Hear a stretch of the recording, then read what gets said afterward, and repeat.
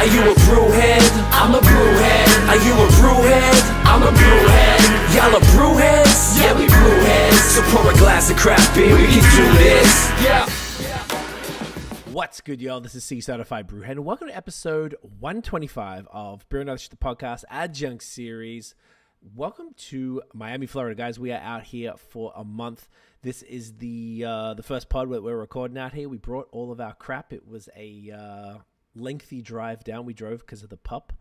He's a little too big to fly, so we wanted to make the drive, which was really fun, very long. I don't know if I would recommend 3 days in a row of driving 8 to 9 hours and not much sleep. So we're going to split it up a bit more on the way back. But I'm hearing that back home there is a huge bunch of storms happening. So, pretty grateful to be in this 30-degree weather every day. I will not rub it in anymore for my Canadian folks. But before we get into this evening's podcast, guys, we, of course, are sponsored by the good folks at Manscaped. There we go. Make some noise for the guys. So, spring has sprung, and our friends at Manscaped have the best tools for some spring cleaning. They've already helped you tidy up the nooks and crannies of your body's basement, but this year, Manscaped can help you get the perfect presentation on that beautiful face with the new Beard Hedger Pro Kit. I shouldn't have put it so far away. God damn it. Where we at? Make sure you look your best this spring by using the code BAOS for 20% off and free shipping at manscaped.com. So, first, obviously, Manscaped, we're rocking the nether regions, and now they're rocking the lines above the shoulders. So, it's time to tame your mane with the Beard Hedger Pro Kit. The sun is peeking back out, at least it is down here, which means you'll have to show your face in the daylight again. So, use the kit to make sure your scruff looks award-winning, whether you got glorious beard flow or some smooth, sleek cheeks. The kit starts off with the Beard Hedger, a waterproof cordless trimmer with a rotary wheel that gives you 20 hair cutting lengths, all on one guard, so no more messy drawers full of add-ons. It also comes with titanium coated T-blades, which you can't really see through this, that are tough on hair but smooth on your face, leading to single stroke efficiency that brings satisfaction one stroke at a time. The Beard Hedger is a high-tech piece of art in a travel size package, which is this little thing here. With a long-lasting battery, universal charging, and a strong motor. Next, the kit has the liquid goods to make you feel good. Oops, I turned it on there. With the beard shampoo and conditioner, you can't treat your beard like you treat your pubes. I bet you didn't know that, mate. You don't want to do that. You got the shampoo, boom. That's why the kit has a special shampoo and conditioner, especially designed to moisturize and reduce ingrown hairs. And that is a conditioner in the little container here. And replenish your beard's natural oils and promote beard health. The Pro Kit also has Manscaped's beard oil. Boom, look at that. The nutrient-infused oil relieves dryness both on the beard and the skin beneath while still adding a little shimmer and shine to liven up the look. Cap it off with the Beard Balm, a pomade that shapes, styles, and moisturizes, bringing the amazing scent of fresh eucalyptus, rosemary, and lavender essential oils. That is fire. Not to mention the Beard Hedger Pro Kit also comes with 3 free gifts. A beard brush, comb, and scissors to ensure your beard is ready to impress. My favorite is the brush here. Always give it a little quick once-over during the pod. So, guys, save 20% and get free shipping with the code BAOS at manscaped.com. That's 20% off and free shipping with the code BAOS at manscaped.com. Focus on the face and use the Beard Hedger Pro Kit for the cleanest look in the game. Now, ladies and gentlemen, we've been talking about non-alcoholic beer on the pod for a little while now. Probably the last couple of years. It's been like balance has been a big thing for us. We've expressed, Tiff and I did an episode just on, some of our fave non-alcoholic beers. It must have been January or February sometime. And, it's a recurring subject, and it's actually a big part of our lives. We drink non-alcoholic beers, probably 3-4 nights a week now. We're really big fans of it. So this evening, I have one of the newest non-alcoholic brands to me personally. I know they've been around for a bit, but someone that I've discovered this year. So I'm actually really excited to hear more about it, get the full story, and have a chat with the fellas. So guys, please welcome Steve and Rob from Harmon's Non-Alcoholic in the building. Gentlemen, welcome. It is great to finally hang out. Yeah, great to be here. Thanks for inviting us. Genuine pleasure. So we have a fourth that got affected by the storm tonight. So shouts to Mike, who may just dial in at some point if the internet gods are good to him. and allow him to We hope. Reconnect. But in the meantime, Yeah, we'll keep it posted. He's praying that He's praying. the internet gets going again. But It's okay. It's no stress. At least we can get it all going. So, boys, I know this is something I'm like I was saying, pretty big fan of non-alcoholic beers. I've been drinking your stuff now for the last, it must be like since probably February. Huge shouts to Craig from Craft Branco, who did the first drop for me, who spoke extraordinarily highly of the three of you guys and of the products, and for good reason. So I'm excited to really get the story, because he told me a little bit, and we've all been kind of chatting, but we never really got into it. So I'm excited to hear about it. But first things first, we need a beer. So we are going to start with your Lunchbox Lagered Ale. Come on, there she is. Look at that, mate. Now this is a, I guess you would call it like a Kolsch style ale. There you go. Tell us about this one. Whatever you want to go into, whether it's the recipe, the name, the whole works. Oof. We'll start on recipe to start. You're absolutely right. It's sort of a little tribute to those wonderful beers out of Germany, and we were just trying to make something super approachable and easy drinking as one of our sort of core three, and our lagered ale was our choice. Okay. yeah, and the name Lunchbox, obviously, with this kind of beer, you can drink it anytime. So why not have it for lunch? So we thought it was cute to, throw in a Lunchbox image and pack it in your lunch when you're off there. That's a really good point. So I actually bought some vintage Lunchboxes. I was using it as a little promo item, and it's fun. But awesome. And it has a ring to it, and frankly, it's one of those great names that was not taken. So it's getting tough in the beer industry. Oh yeah, I know. Like basically, like what's no idea is original anymore, right? And everything's done. So you got to get in while you can. So first of all, boys, pleasure to chat. Get it in you. Cheers. I got it right facing the camera this time. Look at me. There we go. You got it. Delicious. So this has got to be, I feel like non-alcoholic beer in general is not easy to make, but I would hazard, I can tell by that laugh that maybe I'm onto something there. I would hazard a guess that this particular style would probably be the most difficult, because there's nothing to hide anything behind. Even in an alcoholic Pilsner, there's not. So, I couldn't even imagine with this type of, you've got now no alcohol, and therefore you have to use less malt and etc. So talk us through this. We're talking about the recipe. Like, how'd you make absolutely. So it's sort of, I think for me, as sort of the technical guy of the three, regardless of what we were going to make, our beers have to be compelling as beers. Right. Like, we want them to be thought of in that regard first. And that was probably the starting point for all three of our products, really, our core three anyway, and anything we do in the future. But in terms of like style iteration and making some choices, we needed to specifically have that sort of the body of the beer work out the right way.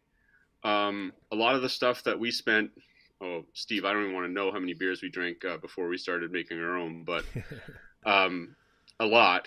And one of the things we thought was really challenging was getting that sort of mouthfeel body balance right.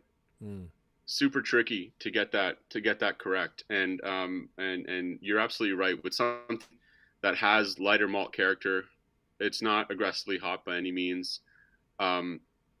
You have to have a little yeast note in there as well. You want that yeast to do what it's doing, to properly ferment out, and as a result, it has to come across like the general article, as close as we can get there to it, right?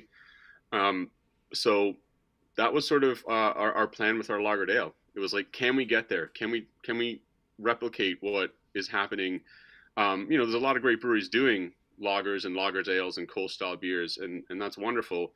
Can we take it to that next step and make a non-alcoholic beer, but have it as a compelling beer by itself? So that was a big thing for us. All of our beers will be flavor forward first, and we want to sort of relate we want the beer drinker to sort of recognize these as such.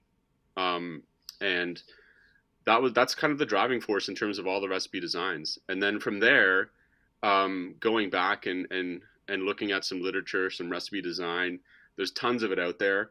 And then sort of dialing in where we want to sit in that style world. And for us, it's really straightforward that way in terms of recipe design. We have one hop in that beer. I think there's 2 malts, possibly, maybe like 2 malts, basically creating the whole thing. Like, it's really, really simple. And then what's occurring in the brew house is really just really fine attention to detail on process. And that's how we get there. And that's kind of that was the driving force for all three. When we were sort of on the original iterations of the recipes, I think we were working on the hazy first. I can't remember. It's been a couple years now, but yeah, I think so. I think we started plugging away on the hazy first as something hoppy and hop forward and really flavor forward. And I think we kind of went backwards from there. And yeah, you're absolutely right. The lagered ale was tricky because it wasn't working out how we wanted. No. And it took some practice to get it to where it is now. And I would say even now, like now forward for us, one of the big challenges on the technical side for us is just is continual refinement. Like, just continue to get better at it and perfect that process. And that's really sort of, we have multiple challenges all the time. Yeah, I bet. But at least on the recipe design side, it's refinement, and we're constantly striving for that. And I hope that will be reflected in the quality of the drinking experience going forward. Hell yeah. It's like, let's talk through the flavor notes as well on this. That's a great explanation. So like, I'm getting, like, if you drank this blind, I think it's pretty clear that it's a Kolsch. I imagine you guys, that was probably part of the intention as well. Like, that it's... Absolutely, yeah. The yeasts are definitely coming through, as you said. Obviously, all non-alcoholic craft beers are, I was about to say significantly light. I don't know if I want to say that, but like, you can tell for the most part that it's a non-alcoholic beer. And the challenge there is to get in those malt flavors, like you said, it's a simple beer with not too many ingredients. So to be able to do that, I feel like there's like tons of malt flavor here. It doesn't taste, like people just call it thin or watery or something. I definitely don't get that with this. I feel like there's like a lot of flavor in this beer. Is there any sort of tasting notes? I mean, I'm definitely getting that bready cereal vibe that you would expect from a Kolsch. I don't really get any crazy grassy bitterness or anything. And I'm not sure if that was intended. No, absolutely. You're absolutely right. Like, by design, this beer is not bitter at all. I think in terms of the malt character, we do want that sort of like bready cereal, like really sort of clean malt note. We don't want it to be overbearing or powerful though, which, if you're not careful, that can happen as well. And then from the hop side, we want just enough bitterness to balance that. Right. I don't want it to be aggressively bitter. Sometimes the grassiness can be overdone as well. So again, it's just a clean play there. So if I had to say anything, we're probably leaning, lighter on the hops in this beer for sure. Mm-hmm. But we think it makes it way more approachable as a result. There's plenty of iterations. Well, I'm thinking alcohol wise now, but you can get that. You can get that like really hardcore, like aggressive grassy hop note if you want it. I think we're sort of leaning, I wouldn't say away from it, but like, on the lighter side of it for sure. Right. And that's definitely more accessible for the 3 beers. Yeah. Yeah. I think our big and that one was the just idea sort of going into it. Yeah. We just want it to be like super clean, super crisp, super refreshing. Like that was kind of like our 3 sort of guiding posts. And, we're really happy with the latest iterations, and we'll actually be brewing new stuff coming up actually in the next couple of weeks, which is great news for us. So we hope to continue that. Oof. If we're allowed to talk about that towards the end, let's definitely touch on that. But this, yeah, man, I think you guys did a really good job. Like I feel like as well, and this is just from my exploration of non-alcoholic beers over the last, I want to say 2.5 years tops type of thing. I haven't been into it for a long time, but I feel like the least common style that I see in non-alc is like a cultural pilsner lager or something. Oh, What's up with that's that? it. Yeah. It just happens to be one of the most popular styles of beer in the world. Like, I think it's not a light lager, but it's pretty darn close, right? Yeah. And it is very challenging to get this. As you described, it's a naked beer, right? Yeah. It's very easy for it to just taste like an unfermented, warty mess. And Rob has done an outstanding job. And as he mentioned, it was not easy making this beer. Yeah. Took a lot of challenges. And I mean, COVID was a horrible thing that we all endured, but making this and perfecting this beer through that was really one of the challenges. And he had the time to work on it in his home system. And that's the story of all these beers was, developing recipes, having meetings like this on Zoom or Google, and then meeting up monthly with whatever Rob had created at a parking lot in Etobicoke and sampling it in like we were tailgating next to a toy store. It was a very odd way to start our business, but we had nowhere else to go, right? We couldn't go indoors. So man, you couldn't go to anyone's house. couldn't go anywhere. Yeah, and of course right. we chose a parking lot with no washroom, which wasn't ideal, but chugging back all this non-alcoholic beer and then figuring out, we gotta find a bush pretty quick. So it was hydrated. That's awesome. It was crazy, but yes, perfecting it, and we were our own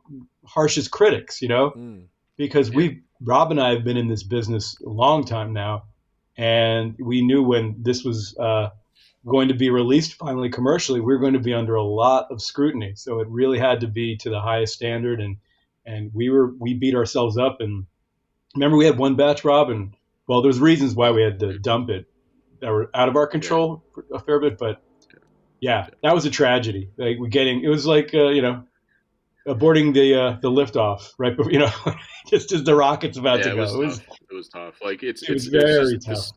To speak to that time, like, my little garage setup is purely for A, fun, and B, R&D. And now it's a shrine. Interesting.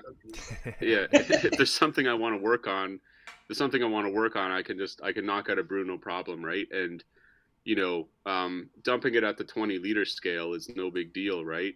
And then also perfecting it at the 20-liter scale is one thing, and then the scalability and making it work on smaller pro systems and then bigger pro systems, like those are growing pains we've lived through, and they're not fun.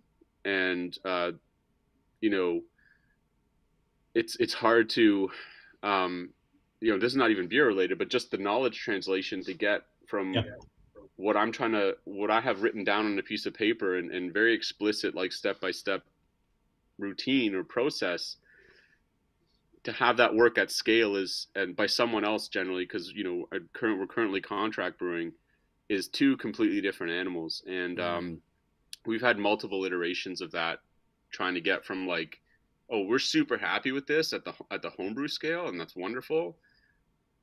How do we get up to where we need to be to do what we want to do, right? And we endure. How do you get a brewer? Brewers are like they're like chefs, right? So Rob will say, step 1, step 2, step 3, follow my steps, and they go, well, right. I think I do it this way, and it's like, no, and like it's a bit of it is just the nature of the business, and that's fine. But the reality is, there's no ego in beer. What are you talking about? The reality is we dumped. I lost count at the hectoliter level, but we dumped a lot of hex initially, which really, really hurts. But to Steve's point, we've been plugging away. We've been plugging away in the brewing business for a while, and that it's not flavor first or flavor forward, or if it can't pass muster as a real beer, you get reamed. It's tough. Yeah, it's tough, and we had to.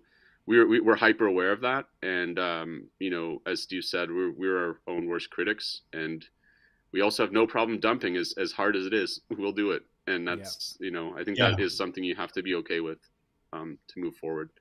And the guys were, like, to their credit, if the final say, if I didn't like it, was going down the drain, and we stood by that, and I was very appreciative of it. Rob has final say, Yeah. I'm like, I don't know, guys, we got to start making money. I mean, obviously we're not making money yet, but we also want to be very proud of our product. So these are the sacrifices. If you do it the right way.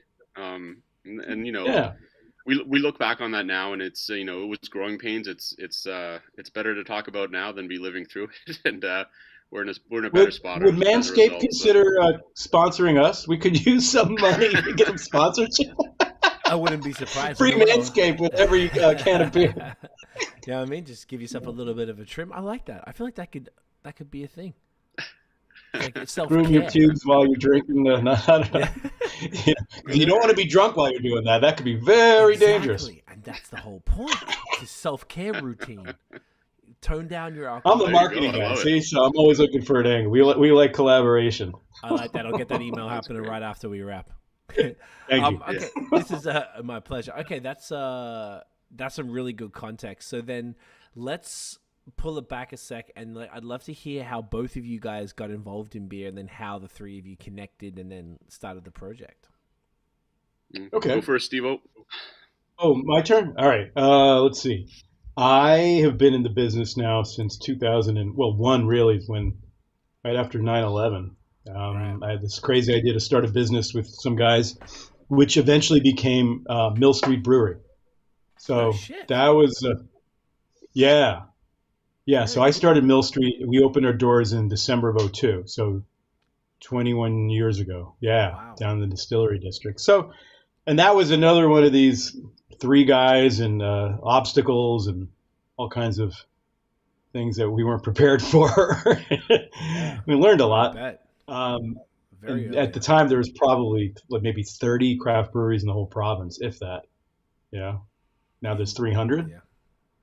Something like that. Yeah, so at least, yeah. At least, yeah. So we kept going for quite a while, and it was eventually sold. And once my non-compete expired, I had this idea. I knew Rob because Rob he'll tell you, but he was the head brewer of Mill Street. He worked under Joel Manning. Okay. Yeah. That's awesome. Can I just interrupt for 1 second? I know this is completely off topic, but this is fascinating. I always want to ask, was it difficult for you to make the decision to sell? Because I feel like in craft beer, at least maybe not. There is a podcast I just did with Ben a couple weeks ago. Do you know Ben Johnson? Yeah. He kind of grilled me pretty hard on that, and I don't like the grilling on that at all. I don't agree with that because I like. What I will say is, the timing obviously was right. Yeah. But what people have to remember also is that we had many shareholders, even though it was a privately held company, and it ranged from, people who had invested considerable sums to people who had cashed out their RSPs, who were, public transit workers, TTC, firemen. It was a wide range of people, friends and family, who all at some point needed to see some payday with this thing. So, it was a very happy ending for quite a few people.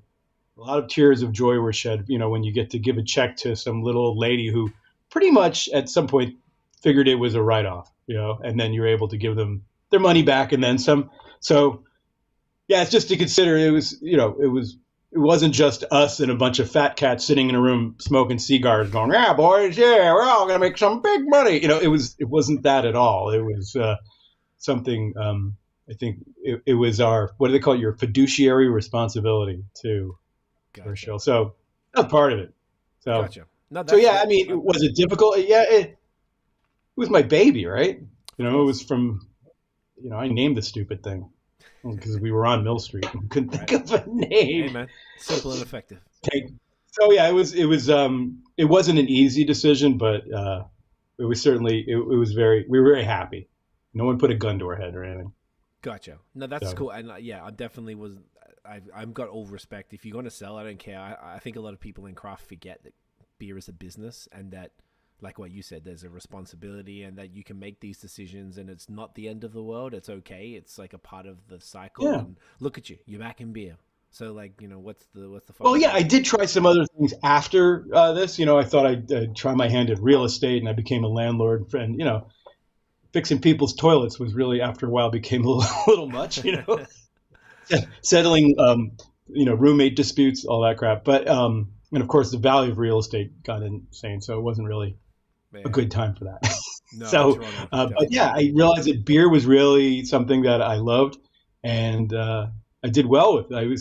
It's a combination of everything. It's fun. The people in it are awesome. I'm more on the event marketing side and all that. So we used to do all kinds of crazy events. I miss that.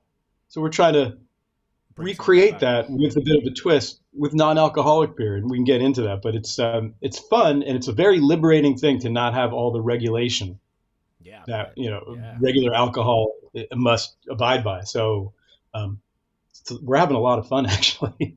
Very cool, man. I didn't mean to take that off track a little bit. I just wanted to ask while we were on topic. So Rob was a head brewer at Mill Street, which is amazing. I know when you talk, I got some extra questions for you about that because that's sick. So you guys had obviously known each other for quite some time.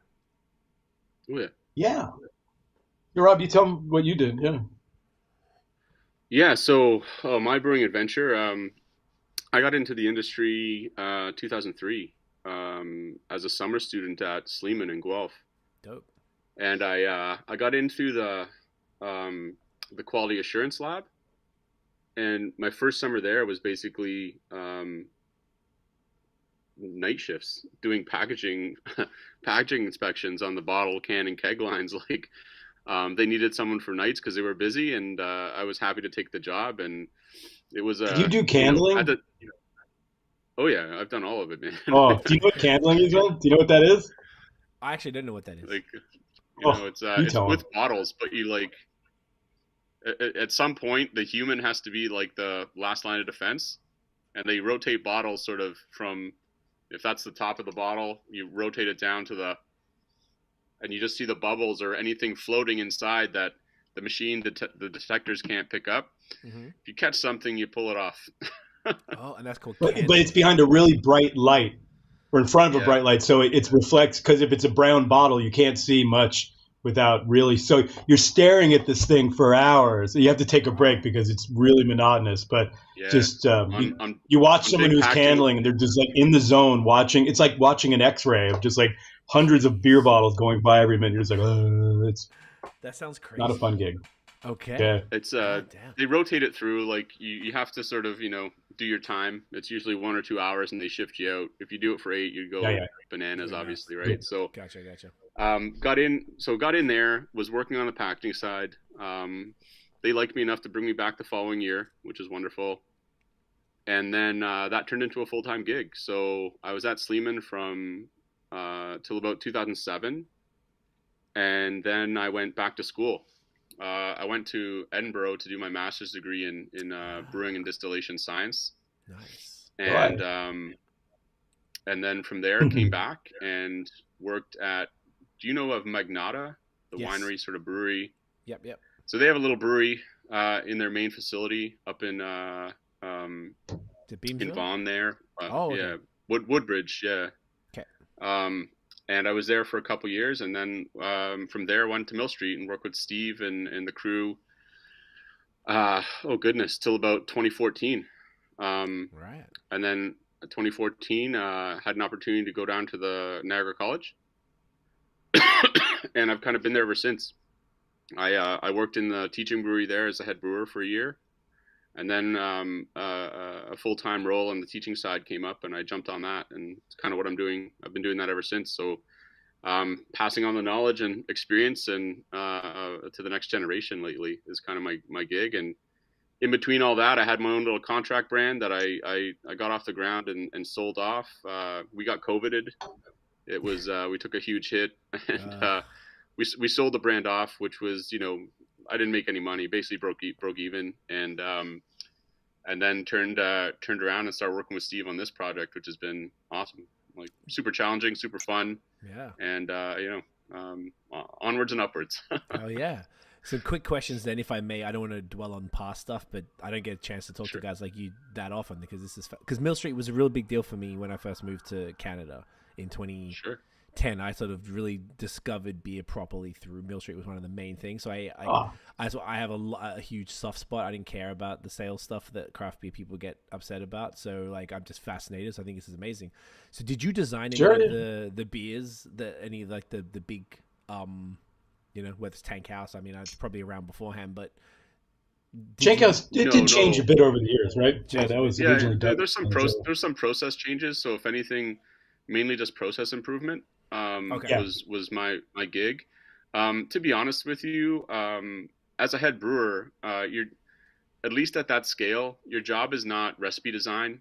Like if Joel were to ask my opinion, I would give him one. But the reality was I was there to develop and execute a production schedule and make sure the beers are on point. Like that was kind of my role. And doing that at scale is way different than doing, 20 hect batch once a month. You know what I mean? We were doing, oh geez, it was an insane amount of volume. But we were doing something like, at our peak summer, we were probably doing 12 brews in 24 hours, maybe 14. Like it was intense. So like you see a lot really quickly, which is great. I'll send you a picture of Rob with Joel from when you guys did the barrels, the barrel-aged barley wine, using the bourbon. Yeah, that just popped up as a memory in Facebook for me. So that had to be, I think, 2012. Wow. Yeah, something like that. Yeah, that was. Yeah. I don't know if you knew Joel Manning or if you ever met him or knew of him, but he was the brewmaster of Mill Street. He passed away a few years ago. It was very tragic. Okay. And he was a really well-regarded brewer in North America and Europe as well. He was a remarkable guy. That was a great dude. Just a wonderful human being, and it was a tragedy. He had a heart attack. It was awful. Poor guy. But we miss him. But yeah, so like in that role at that scale, for what Mill Street was, I was just executing a game plan, player coach, if you will, doing work and also coaching the team was Well, Rob's also not selling himself as well because he was the first guy to really do a hazy, like a New England style beer in Ontario with your own brand, right? Yeah. We were one of the first. When we did you ever hear of Bronan? You did High Road at all? Yeah. Yeah, that's High his Road with company. with buddy, okay, so Bronan, I remember like people were like obsessed with that beer. So that was like a Vermont. Yeah, so was I. Yeah. Yeah, that's right. I only had it like once, maybe twice, and I kept hearing about it because I lived in Montreal for 10 years. So I was only I only moved back to Ontario last summer. So I came back regularly, but I just didn't have easy access to it. And I tried it in a can, like 2018 or something. But I know everyone kept telling me, "Nah, you need to have it like fresh, from the taps." But yeah. So that absolutely, this is it's interesting that you brought this up because we've had this convo a lot about what was the first hazy IPA. Do you know then? Because I'll tell you when you tell me what the last person told me. I'm no authority on the matter. I'm just passing on what people told me. When did that beer come out? Would you say? We incorporated end of 2014, and then we probably started selling that beer. I want to say March, April 2015, in keg only. In keg only. Okay, I think that would trump. My gosh, Barncat did one. I think they told me April 2016. So then that would. Okay, yeah, no, the Barncat guys are great, man. Like their beers they're solid. They're really solid. I'm a fan. I haven't been to Barncat in ages, but their beers are really solid. And I was a fan of what they were doing. Like they sort of did it different than us. Like we had no capital, so we just bought kegs and put beer in it, right? And like we had an opportunity to rent some space off the college, so we did it. And Barncat kind of went a different direction. Like they were able to scrape together some money to get some small gear and go that route. And from my understanding, they're still doing great. So that's awesome. But yeah, okay, April. Awesome, I would say April 2015 was our first round. It was. I can tell you lots of funny stories about that, but like we had such a hard time just selling 5 hex of that beer. That was my next question. It was hilarious. People wouldn't have been like, "What the fuck is this? Why is it? What's wrong with it?" Yeah, they had no idea. Yeah, no idea what it was, and it was. We were like, it's awesome. Try it, and as soon as they put it on, it took off, which was great. But like, it was such a hard sell. I think it took me 7 or 8 weeks to sell 500 liters. So, jeez, okay. Initially, and then another almost month to sell the next 500 liters, and then it kind of got on better than that. But like, that was kind of the story. Initially anyway. Okay. But yeah, we had a lot of fun with it. I learned a ton. I'm definitely technical. My knowledge is technical in the brewing industry, but that forced me to have an appreciation for what guys like Mike and Steve do on a daily. Mm-hmm. And it's made me a better brewer as a result. So it was, as much as it didn't work out, it worked out wonderfully as well. If you want to, I can say that. I love that. Thank you guys both for answering that. I know that was a little off topic, but I feel like it paints the picture about your. It all leads to where we are today, right? Yeah, exactly. Absolutely. And I feel like if I'm curious about it, then I imagine that a lot of people watching and listening will feel the same way. So, would you guys want to do the next beer? Feeling ready? Yeah. Sure. Ready. Hazy time? I won't F it up this time. No, you're good. Beautiful. There we go. Yes, look, you guys. I got to walk a few steps. Do you want to start telling us about that beer? Sure. Well, yeah, absolutely. Rob, tell us the story, Rob. Yeah, no problem. So our hazy IPA is sort of our homage to those East Coast style IPAs. I don't think I can get as specific as a Vermont style, but we're trying to replicate or again just recognize that it's a wonderful beer style and super enjoyable to drink, and we want to sort of make a non-alcoholic version that sort of hopefully stands 3D. up. And yeah, look at that. Look at this gorgeous little guy. And again, you like the packaging? Love it. I'm a big fan of block colors. I love block colors because then it stands out. If you put them all in the fridge together, they look gorgeous. I think simple is often better. I think it's we put a lot of time and effort, all of us, Rob, Mike, and then just figuring out packaging that we liked. It was really a lot of trips to the supermarket, walking up and down aisles, not just at beer, but just products. What really struck us, and I think it's a little more old school, a little more traditional in many ways in its boldness, but the colors are very different. But I love the colors are my favorite part, particularly this one. Yeah, me too. Teal or aqua, whatever you want to call it. Mm-hmm. Half day blue. Yeah, it's perfect. It just kind of like what'd you call it? Half day blue. Well, it's half day hazy. Oh yeah, half day blue. Half day blue. I like that. Okay, here's a good question for you. Sorry, Rob. We'll get back to the beer one step. Go ahead. So, again, we go about friends and family. And when we started this, Harmon, just so you know, is my mother's maiden name. That was going to be one of my questions. Okay. Yeah. So it's my mom's maiden name. So I'm originally from the U.S.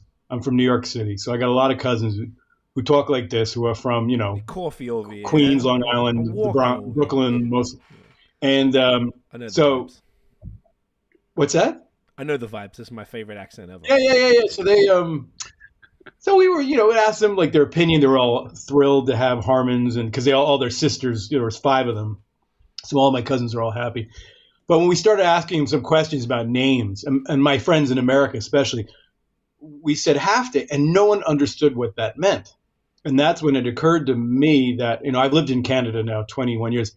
It's a very UK Commonwealth expression to say a half day. Is that something you use? Because it was like right? like a half day at school or work or whatever it might be. It's super common. Yeah. It's super common. It didn't resonate at all with any Americans, and I realized that's when I've been here a while, because I was like, it's a half day, and they're like, what's that? What's a half day? And then Americans don't take half days. No, they just get forced to work. No benefits, no nothing. Exactly. Just work. Which is interesting. But it's more of just a cultural nuance, I guess. But that is always interesting, seeing the differences, even though there's an imaginary line. And like, even though I'm here now, and I haven't been traveling much in the last 3 years, and it's very different in Canada. Very different. Most people. It is. I mean, even the craft beer scene here is so much more lager, was very lager oriented versus Michigan, Ohio, New York State. They were really shocked at how much lager is made up of the craft scene in Canada. Ontario specifically. Yeah. Well, in Ontario, like Creemore, Steam Whistle, Organic, those were the big craft brands, Mm-hmm. In the early days, I guess you mean? In the last 10 years, yeah. The last 10 still, years? no, volume-wise, they're still huge, compared to... It's probably the biggest, I would say, volume. I would say culturally, like in craft beer, the biggest would be a hazy IPA, like a New England style IPA. I think the biggest seller right now in the LCBO is that Flying Monkeys. Juicy Ass, yeah, which is they sell tons of that stuff. So you're right, but it's but a lot of it's like a big lager contingent. There definitely is. Even if you think about like craft beer as like the lineup culture, like which beers or which styles are people going to go and line up for? It's either hazy IPAs, like heavily fruited smoothies, or barrel aged stouts. Typically the pastries. At least in Montreal, there was a real big lineup culture. I had lined up in Ontario before too, but I feel like it's maybe few and further between. But if you look at what people are kind of circle jerking over, it's typically all of that.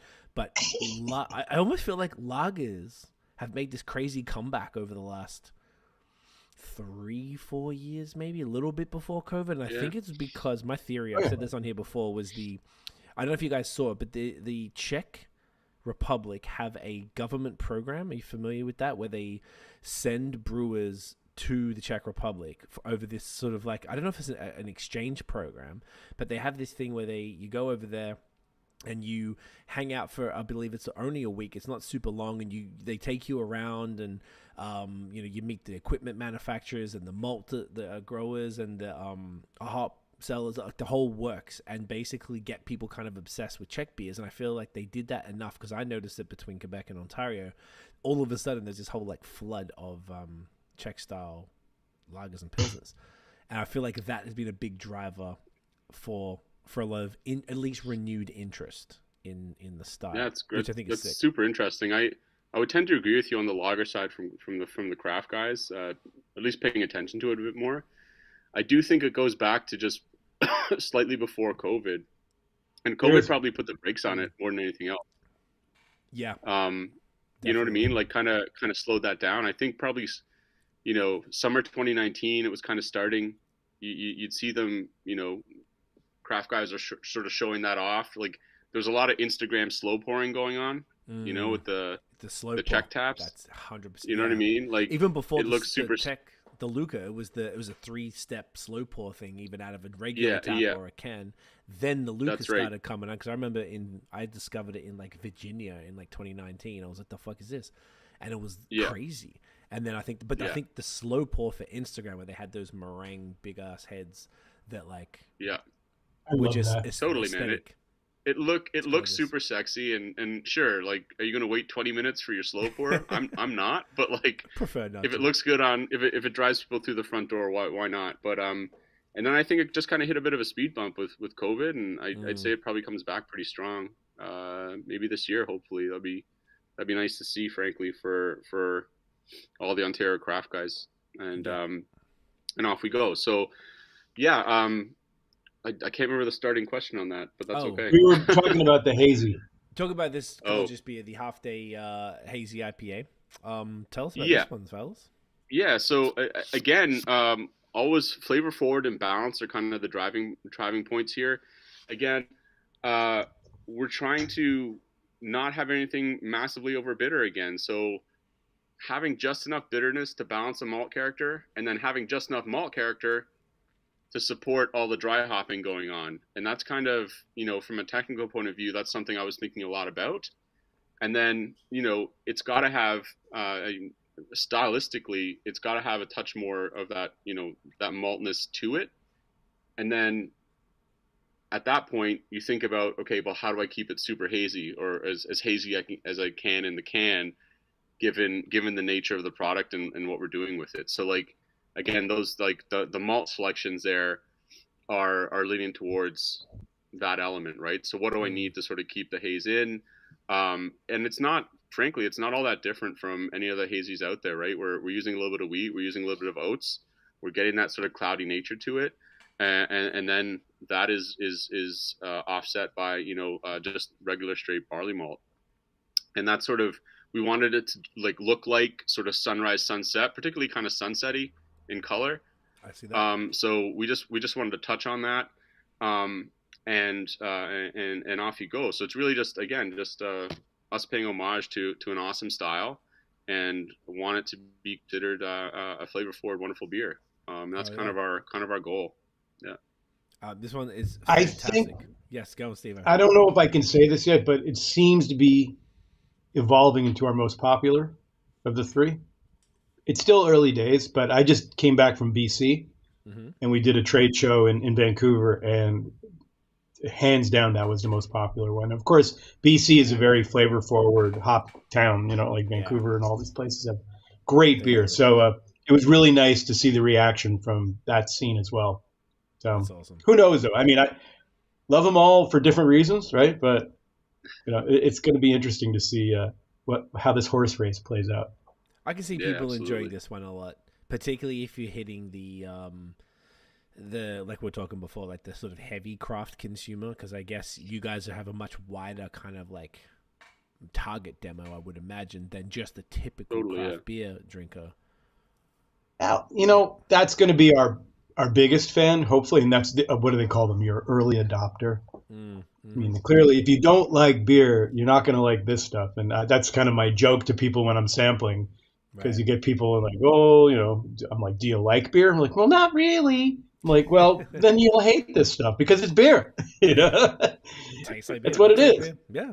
And then they're pleasantly surprised because, oh, it's not that bitter. I'm like, well, it's a style of beer that isn't overly popped, and so it's and I think that's the misconception, not just with non-alcoholic beer, with beer in general, that beer is bitter. Beer is scrape your tongue off. It's there's so many styles of hops, and it's really remarkable how crossbreeding these plants has created a whole these plants can taste like mango, or they can taste like pineapple, or it's just it's remarkable, and and it's not like a GMO thing. It's just clever husbandry, I guess you'd call it. Yeah, totally. Yeah, and they're always there's coming that up with element new... to it, and like I think from like if you think sort of maybe Ontario history, and like I don't want to get it's American craft went through it as well, but like at one point it was the drive to put as many IBUs into a beer as possible, right? Like the torpedo. Remember that? Right. Can we get to 100? Can we get to 100 IBUs, and then can we get to 120? And then can we just like make your face pucker because it's so crazy, right? And like, and I think that maybe the casual beer drinker who initially tried craft beer back whenever that would have been, like I don't know, like 90s or whatever, it probably people kind of maybe turn their nose up a little bit. I don't know. Who knows? But it's funny that it sticks with people that long, really. You know what I mean? Or that's their impression of what's going on, right? Or what's hilarious to me is someone who would try like a light lager and think that was bitter, and it's just perspective at that point, which is also super funny. But if your palate's not used to it, but we're finding that people really enjoy this across the board. But craft fans to people who aren't necessarily big beer drinkers, but I like to say that if you like beer, if you like good beer, you'll like our stuff, and that's our target demo. But I mean, it's not young people drinking ready to drink White Claws and neutrals and all that stuff. That ain't our scene, man. To Steve and Mike's credit too, like one thing both Steve and Mike are big proponents of is just getting out and having people try it, regardless of what the reaction is. Like, and that's been a big push for us this year. Steve, like he said, he just did a show in Vancouver, and mainly it was to gauge reaction and talk to folks. We did the Cottage Life show a couple weeks back. That was fantastic for us. It was awesome. Wonderful. Next week we're doing Restaurant Canada, and like it's just all the same thing, right? And we'll hit various farmers markets throughout the GTA and down Ryam and Hamilton. Hopefully this summer, and not every week, but we're trying to sort of have a guest spot as kind of our selling pitch, and hopefully people buy into it. And if we swing by once a month, and hit a few different ones, that's kind of really appealing for us, and hopefully for the venues as well. But liquid to lips and having people try it regardless of what the reaction is kind of what you have to do. And if it's just part of the game. I love that. You said you're in Hamilton? Yep. Nice. So are we. Maybe you and neighbors. I'm Ancasterish, so up the mountain to the west. Okay, I'm near Gage Parkish, so a little on the lower side, but it's not. Oh yeah, no, cool. Like, yeah, totally know that area. Close. Yeah, Hamilton's great. Awesome. Love it. Let's happen out there. Yeah. Okay, sick. Okay, this is fascinating, but this beer is great. Obviously, I'm already halfway through it. Super tropical. The nose is really bright. Super fruity. I'm definitely getting that mango and everything in there. What are the hops specifically in this one? Hop. I'm a big fan of blends. So I tend to blend a lot of my dry hopping. I don't think that's uncommon. I do love doing it. Yeah. But the big ones in there it's Mosaic, Citra, and Simcoe are sort of the blend. I'm not going to give ratios, but that's sort of what we're working with those three. And we're trying to give that, like I just said, a little tropical note, little, kind of got that classic Citra note as well, which is really nice to sort of to hold it down, and then sort of kind of pairs well with that sort of sunsetty color of the beer, right? So that was kind of the iteration there, and all super for anyone technical. It's all super late additions, obviously, and significant dry hop going in as well, and having that balance when there's no 0.5% or less alcohol in it is frankly the key to making that work so nicely. And again, a lot of dump beer. Yeah, man. Dedicated to getting it right. No, that's awesome. This is probably my favorite too. I think they all have their place, and I really love the next one we're going to do because I love West Coast as well. Me too. But there's something about this that I feel like this will be the kind of what you're talking about before, Steve, where if people don't like beer, I've found that when I have friends who don't like beer, and I'm like, yo, try this, and it's a New England IPA, they're like, oh my God, it's not. You have friends who don't like beer? Oh, can't imagine that. My girlfriend's friend. She's my friend too. But I specifically one friend. Well, she's my friend now.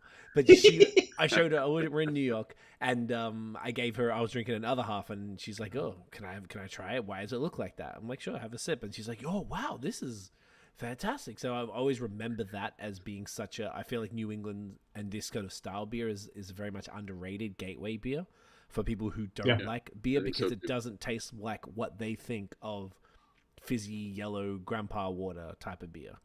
So it's sort of opens up Agreed.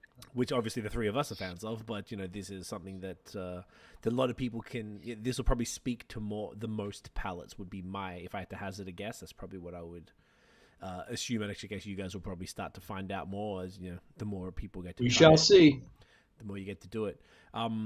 This is fantastic. So the next part of the story, and I like these little we're pausing and going on tangents. This is fun. So then the next part was all right. So Mill Street, Brewing, everything's all there. You go your separate ways, obviously, when all of that finished. Everyone's doing different things. How did this particular project start? Where was the idea from? How did you guys come up with it all? So I had stopped drinking 2000, what year? It was 20... It's 2023. Before the pandemic started. It was November. And went with the family on a holiday to San Diego. Okay. And I honestly, the stopping drinking was long overdue. It's a rough industry to be in for many years. You see, young guys developing gout, and just drinking constantly is it's not good for you. And it's just part of the industry that it's a tough thing to do. So I needed the rest. And as I went on this holiday, of course, Patty, my wife, was saying she needed some white wine. So off to the liquor store I went this is in La Jolla. Oh yeah. And as I go in, I look up, and there's a whole section on the wall of craft non-alcoholic beer. These were just little indie breweries that I had never heard of, with all kinds of different flavor profiles and styles. There was wheat beers, apricot wheat. There was hazy beers. What was that Brooklyn Special Effects? There was a couple of these just fantastic ones. So what did I do? I just grabbed one of each, headed back to our Airbnb, and for the rest of the holiday, just like cracking on vacation, just drinking these things and going, holy crap. I mean, some were better than others. Of course. But the fact that there was such variety, and for me, I wanted a beer. I love beer, you know. It was tough not drinking, you know, and have this really satisfied my craving. It was awesome. So I called Rob. I think I might have texted you. I don't know. I was like, Rob, how do we do this? Can you do this? Have you ever done it? Rob, had you ever made non-alcoholic beer before? No, until I started plugging away on our project. My interest, it was purely technical, like how do you go about it? And that was driven more so from, you know, more my role in at the college, at Niagara College, was just to sort of, okay, let's do a little deep dive in here, see if I can find some interesting things to talk about, and if I can get it fit it into one of my courses, I'll just have a little blurb on it, just be like as a sort of tangent more than anything else, because, you know, at that time, we've been paranoid about trying to get our product out, but like even back in 2020, like it's been an explosion since then. So from there, it was like, sorry, go ahead, Steve. No, just I knew the timing. Like it just a light bulb went off saying, this is an opportunity. This is my chance to get back in the game, and I know a guy who could nail this. But timing is everything, right? And absolutely. I knew that other people would be jumping on this, as Rob's saying to it. So while we just wanted to get on it, like just making it right, we had to take your time. You don't want to screw it up. So like I had, you know, like I said, I've got my little tiny pilot brewery in my garage, and kind of started right away, just plugging away. And like, frankly, I would be embarrassed if you tried the beers that came off of that brew system the first few times. Like probably the first 5 or 6 were horrible, frankly, in my opinion. They were okay. Like they did what they were supposed to do. They sort of gave a direction as to how we wanted to approach this. Mm-hmm. But, you know, garbage, frankly, in my opinion. And it was going to take as long as it was going to take. Like there was no like, Rob, you have to have it ready by January 1st or we're going to be at it. There was no pressure like that. It was more just, you know, we'll get ready. And in the meantime, develop the brand, develop the names and all the fun stuff that went with it. And then that's where Mike came in, who is not here.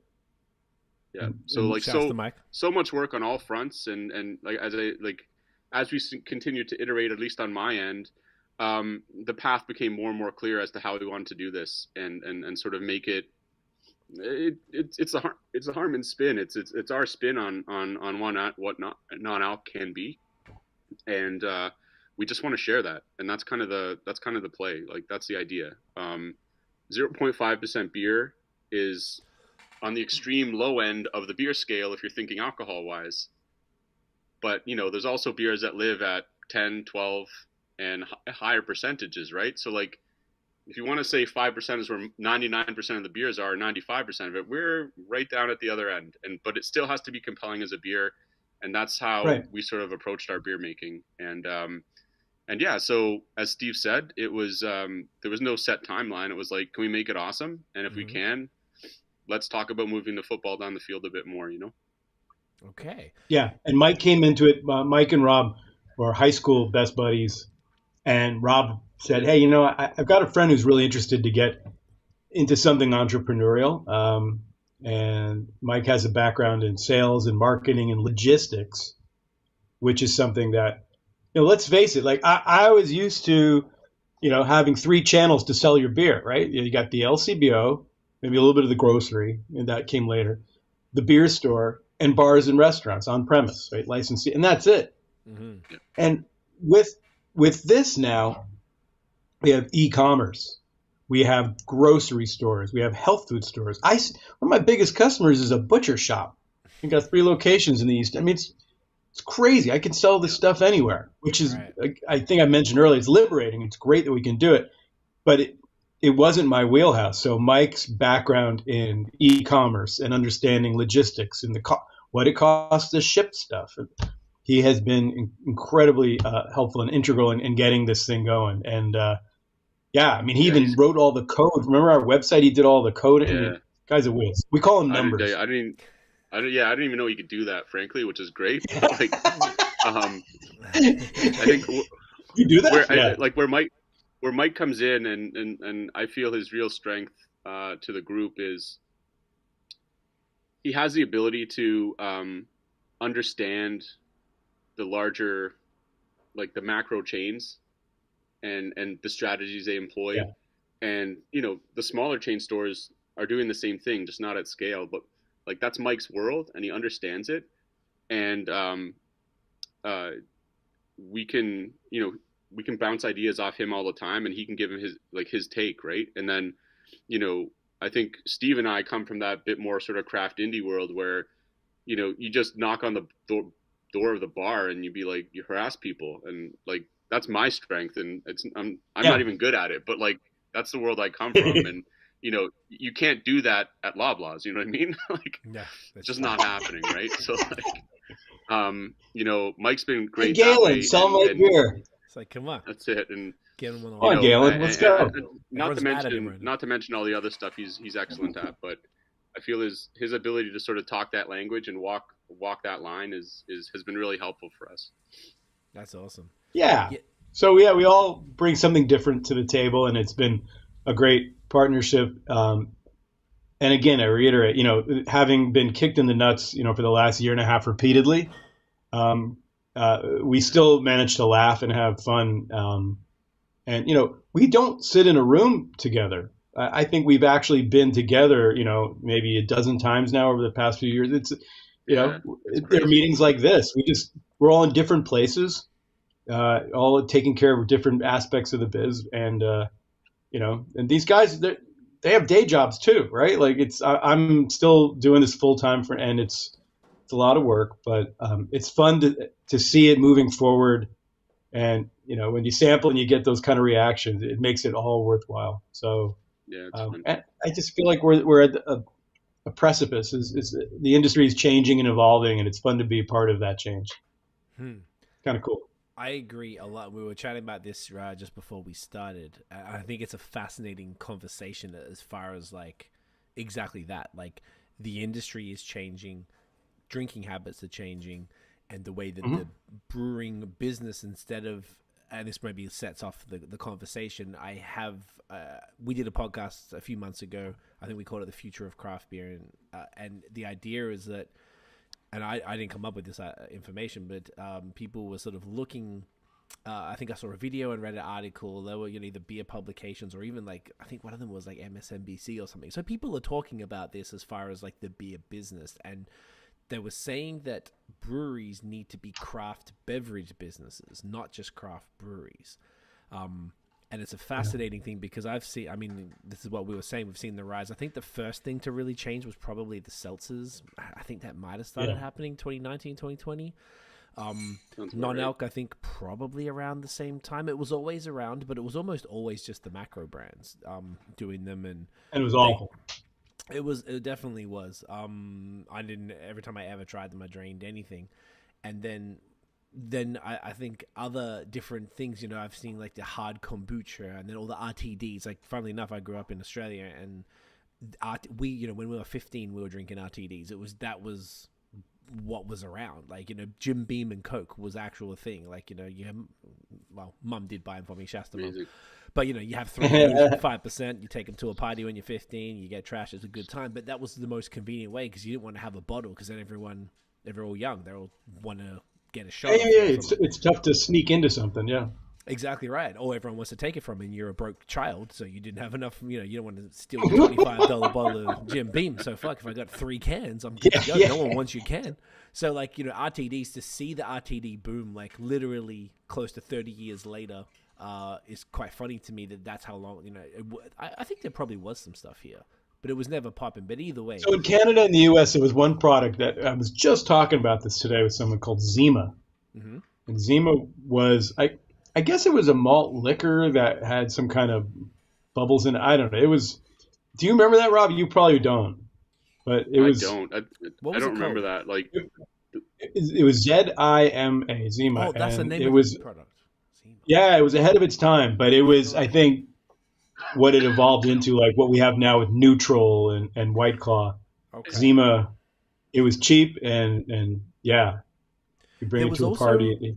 What was the one that was? I remember I worked in the beer store when I first lived here in 2004, and it was one of those ones where it was like, it looked like those popsicles that were like blue, white, and red, and it had like stripes across it or something. Was it called? It was called poppers or something. Was it? Does that sound familiar? No, my kid likes that stuff. Yeah, That's it was- is that a vodka cooler? I think it might have been. A cooler is probably a better word. That's exactly the right word. As a, like, I guess it's an RTD, but it would. I remember that being the only one, and maybe they had Bacardi Breezes or something back then too. Yeah, there was Sounds wine right. coolers were very popular in the 80s. Yes, Wine my mum coolers, used to that was drink another. Oh, Yeah, they were big. I see this. Well, it's funny you talk about Australia because the Australian non-alc scene is exploding. It's huge. It's way bigger than here, and you got some really interesting brands like Soba. There's one with a little brain that walks around like, and really cheeky, Aussie advertising that gets because I'm watching all over the world who's doing this, and the Aussies have been doing a fantastic job of marketing it, and Good. I assume it tastes good. I haven't actually been able to try it, but the UK is another place. Have you heard of Mash Gang? Mash Gang. No, that's a. Oh, product. write them down. Mash Gang. Go Yeah, check them out on Instagram. Holy man, they are. I guess what do you call them? Gypsy brewers.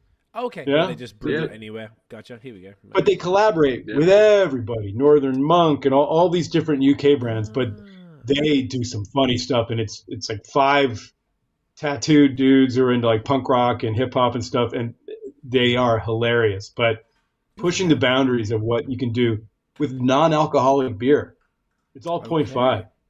See, that's cool to hear. It's got that great they're doing vibe. And again, collabs. I've never tried this stuff, but I follow them just because I think they're fascinating and unabashedly non-alcoholic. It's That looks fun, man. I don't know. Yeah, Mash Gang are really cool. So check them I like the out. branding. But I like that a lot. Yeah, I'm yeah. kind of not surprised. Now you're saying this, I'm kind of not surprised that you're saying it about those two countries specifically, because I think also the UK had a big RTD kind of presence back in the day. So it's almost like I'm pulling this out of my ass right now, but it could be because they're used to doing these other types of beverages where maybe North America's a little more straight and narrow, that they got a little bit more creative and they did, dive into scenes like non-alcoholic beer when they, you just had all these Absolutely. macro brands that were kind of pretty pedestrian and nothing interesting. Now people are like, there are a lot of people who want to open a can and have the experience of participating in social activities and don't, be around that without having to drink alcohol. And it's the perfect solution to that. And why can't it have flavor? Why can't it be fun? Well, I mean, like one of the fastest growing brands that's not beer is that crazy water, Death Metal or whatever it's called. Or Liquid Death. Liquid Death, and it's water. People do. I mean, the branding's pretty hilarious, and they're trying to kill your thirst or whatever. It's funny, but yeah, there's room for humor, not taking yourself so seriously. I mean, I know we're talking about RTDs and we're bouncing around a little, but just to be clear, like we're not preaching sobriety. Hey, there's a hand for the beer. Oh, I forgot. I got a white shot. That's awesome. Well, that was very cool. It's all about moderation or whatever the reasons you're drinking this stuff for. It's none of our business, but we're creating this brand because we want to play in the same sandbox. As I turn the can incorrectly again, there we go. As regular craft beers, we want to be part of that club because that's where we came from. Right. We don't want to stick something on it that would make you stand out at a party or a get together. Go, oh, what's he drinking? Like, you all right, buddy? Like, why? This is something that you could just enjoy. Hello, you can enjoy, and It's okay. Yeah, you are. I've got a very wide shot. It's okay. Stephen Robb, say hi. hello. So sorry, but yeah, I think, and No, that's I'm what I've noticed universally. The ones that I gravitate towards are the ones that just are treating it like any other craft beer. And to me, I think that's really the way we need to look at it. When I stopped drinking, I started again, but obviously with a very different perspective. And this stuff, is really for me, like selfishly, it's when we started this. So like, I don't act like an ass all the time. Like, my wife's still married to me, and I got it just It works. it's worth it. So whatever you you do, whatever it takes. Your beer just appeared out of the screen there, but like we just want to live in your craft beer fridge alongside all your other craft beers. I think that's kind of a really simple way to put it, and that's kind of the core of what we're trying to do. I'd say more than anything else, right? And hopefully we make that happen, which is kind of what we want to do. That's very cool. I like that. I'm writing that out. I like that for the episode name. We want to live in your fridge. We want to live in your fridge. I like that a lot. That's we do. Name. So what we were talking, you know what? Let's crack the next one if you guys are down, and then I want to get more into sort of the topic of sort of the future, I guess, of the brewing industry and where this fits in and why it's important. For you guys have already touched on a lot of the reasons, whether it's balance and the lifestyle, which it sounds like it's worked really well for you, Steve. And to be honest, it worked a lot for me and my partner as well. I never liked this stuff, and it really, really helped me. I'm not in the industry like you guys are, but I do enough of this that I'm drinking way more than I should be. And this has really helped me to reduce that with no qualm, not like feel like I'm missing out. I actually look forward to the nights off so I can have some great non-alcoholic craft beer. I don't feel less than. That's what you just said. I want to echo that. Like I don't feel like I'm like sacrificing. It's not about that at all. Yeah. No, you shouldn't be punished, right? No. What we call it, penalty box beer. Like when the old non-alcoholic beer. If you were the designated driver and you were stuck drinking the stuff while your buddies are getting tanked, what'd you do wrong? You're trying to do the right thing and you're forced to drink this garbage. So, we're trying to change that. Yes. I think like one of like. It would be a really sort of happy result for me personally if we were able to, be more inclusive and bring more people to the table of craft beer, if that makes sense. You know what I mean? Oh, absolutely. So I really like that idea. It's not something we're actively trying to do other than sort of sample our beer, but we hope that people feel our beers are approachable. I think that's really important for us. Yeah, I definitely would imagine. That's exactly how they feel. Speaking of approachable, I want to approach this beer right now. You like that? Well done. That was good. That was good. The final beer for the evening of the flagship beers, if I'm not mistaken, is Jack Pine, the West Coast IPA. Oh, actually, a pale ale. I'm sorry. I would call it. You've called it a pale ale. I would refer to it as a West Coast pale ale. Is that fair or accurate?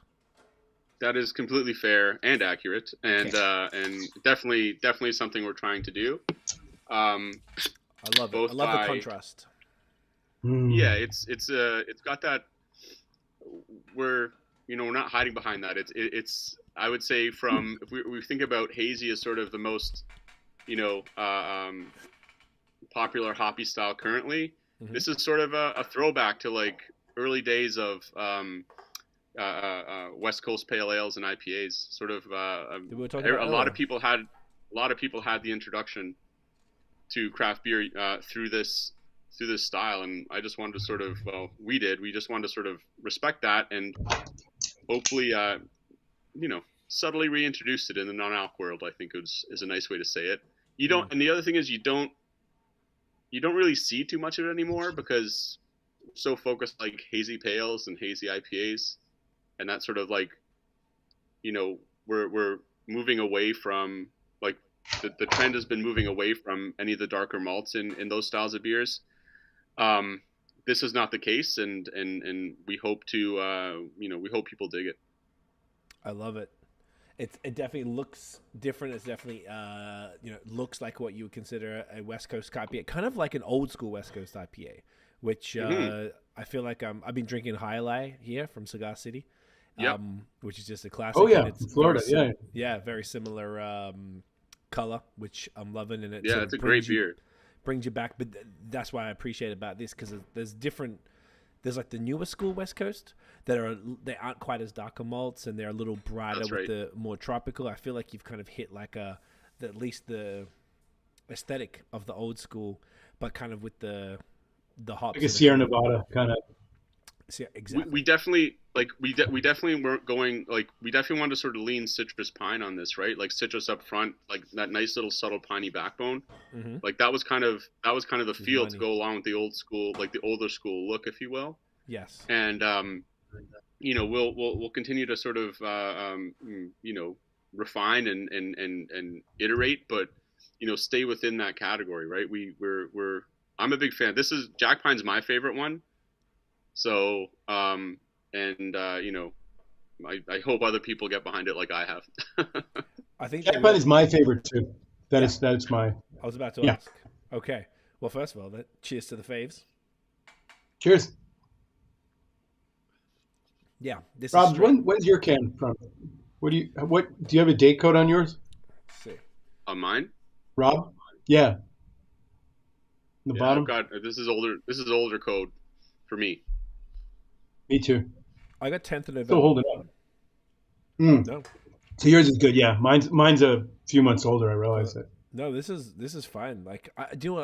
One of the things I've learned to love about West Coast, because obviously you go through the beer. Well, the kids these days getting into beer, they probably didn't do it how we did it, where you get into the whatever, you start drinking the macro fizzy stuff like lagers and stuff, and then you move through ambers and brown ales and blah blah blah. Then you go to Belgians, and then there was the obsession with the palate wrecking West Coast, and then all the trendy stuff came along. So New England's and smoothies and pastries and blah blah blah. So I feel like a lot of that's kind of come back around. I feel like this phenomenal West Coast style IPAs that, like, these days, I'm so glad that there wasn't many available for quite some time. So now I feel like it's in abundance and it's great.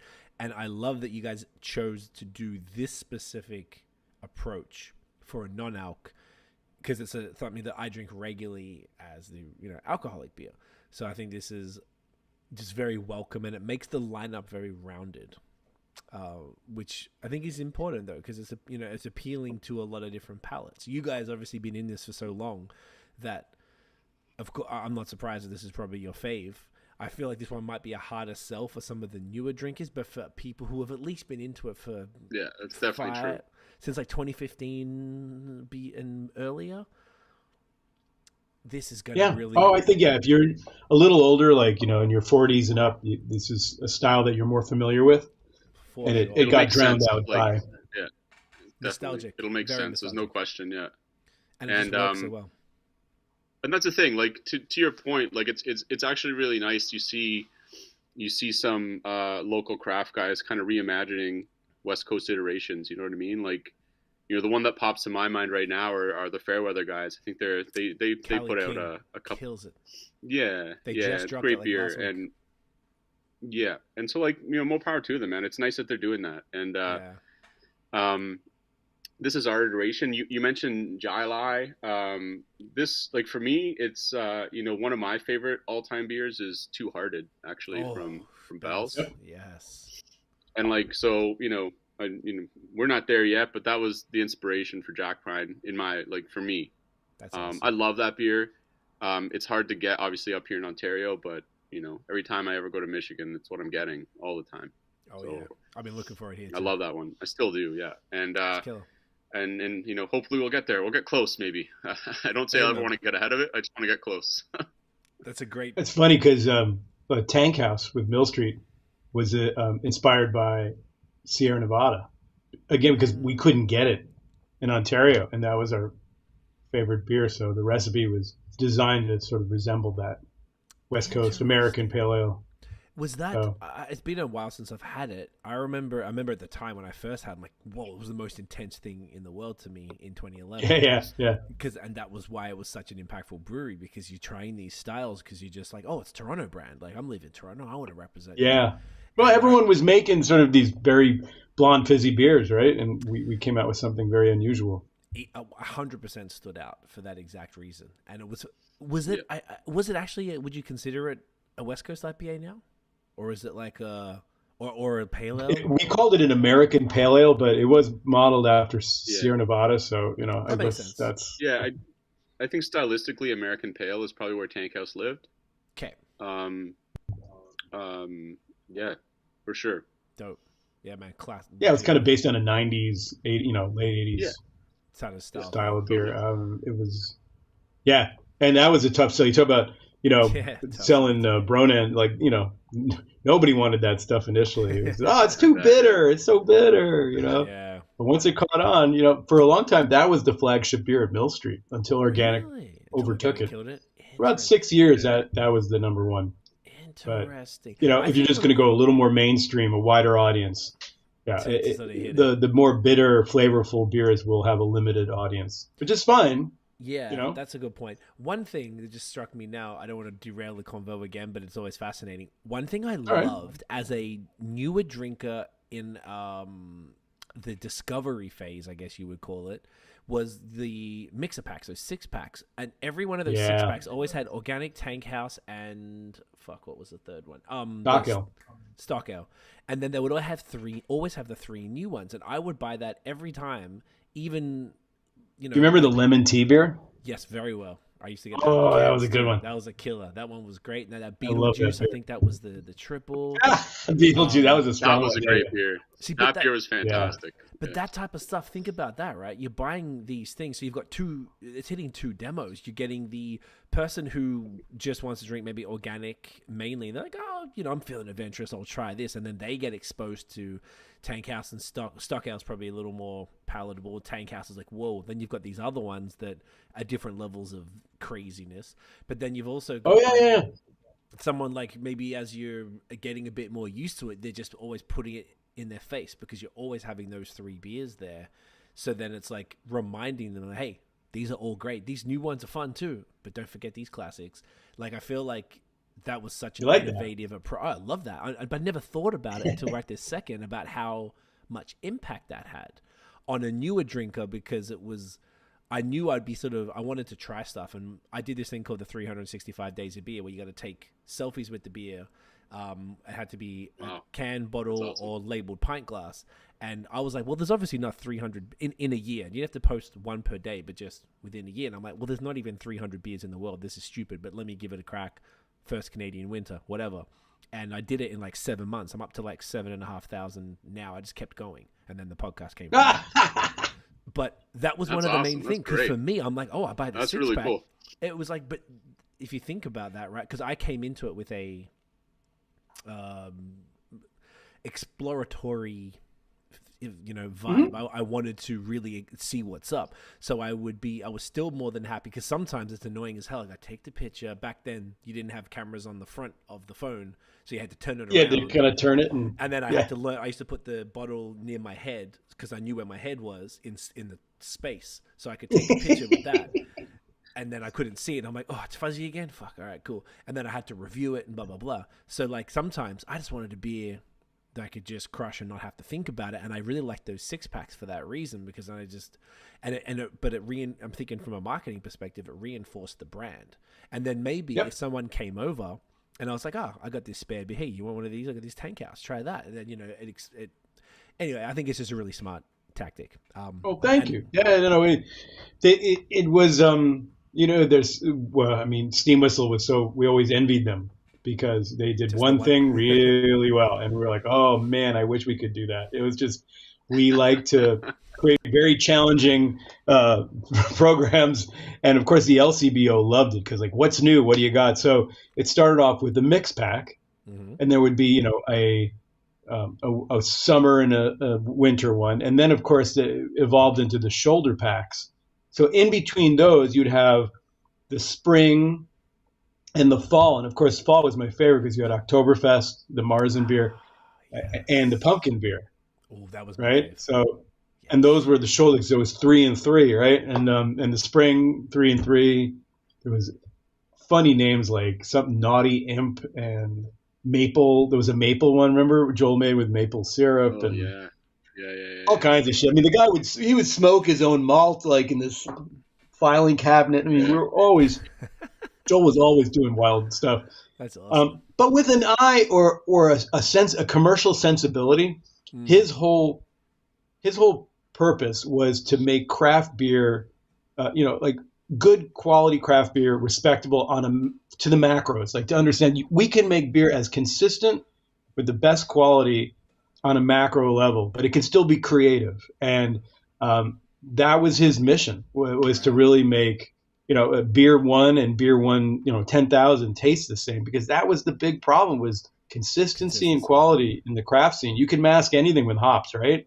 Uh-oh, this tastes a little funny. Dump some more crap in it, or fruit, or whatever it was. And, he went kicking and screaming into pumpkin beer. He was like, I'm not doing it. And of course, what he ended up doing was this masterpiece based on his wife's pumpkin pie recipe. He deconstructed it, and, he took it. When he did lemon tea was an idea that he'd heard about. Much like, when we look at these UK beers or Australian beers, we just kind of have an idea what it might taste like.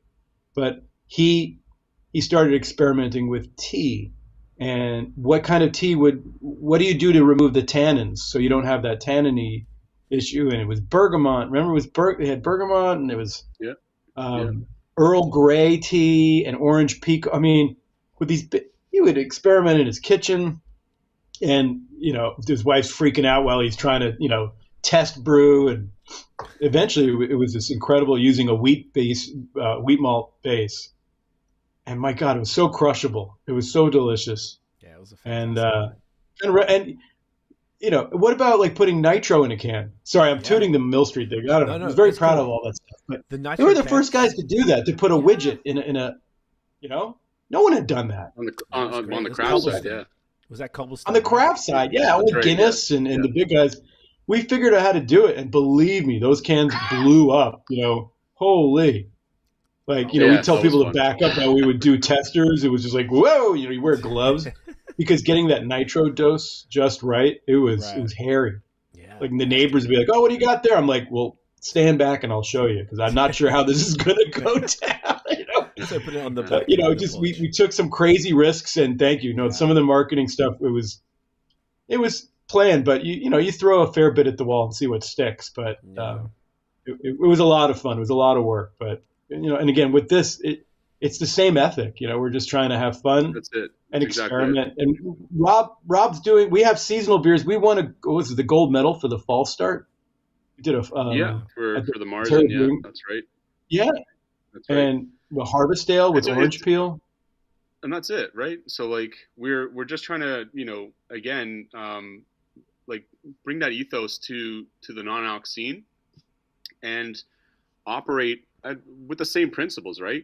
Can we maintain like that high quality, that repeatability, that sort of if you're gonna spend your hard-earned dollars on this beer, like I personally want it to be as good as the first time you tried it. Yeah. So like that's sort of what we're about on the technical side as well, right? So again, we're aiming to do that. We're aiming to bring that same sort of vibe to our non-alc work as well, and that